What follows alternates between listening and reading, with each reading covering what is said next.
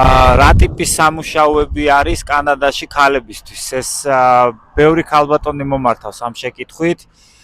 პირდაპირ ვიტყვი, რომ დამოკიდებული არის უფრო ენის ცოდნაზე, ვიდრე ქალებისთვის სამუშაოზე. იგივე სამსახურის, რასაც მამაკაცი აკეთებს, კანადაში ჩემი აზრით ქალსაც შეუძლია მაგ სამსახურის კეთება. უბრალოდ ყველაფერი არის დამოკიდებული თქვენს ინგლისურის ცოდნაზე, ამ ფრანგულის.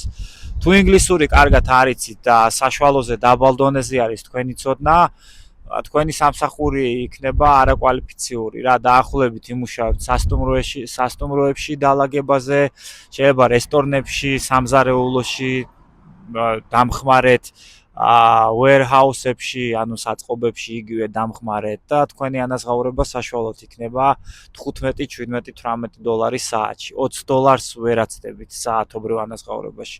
თუ ენა კარგად იცით, ნებისმიერი სამსახური შეგიძლია დაიწყოთ იგივე რასაც კაცები აკეთებენ. ანუ ეხლა ძალიან მძიმე სამუშაოებს სავარაუდოდ ხელს არ მოკიდებთ, მაგრამ ჩვეულებრივად ნებისმიერ კვალიფიციურ და ადმინისტრაციულ სამსახურს იშოვით, სადაც ანაზღაურება $20 და ზემოთ იქნება 25-30 და ასე შემდეგ რა.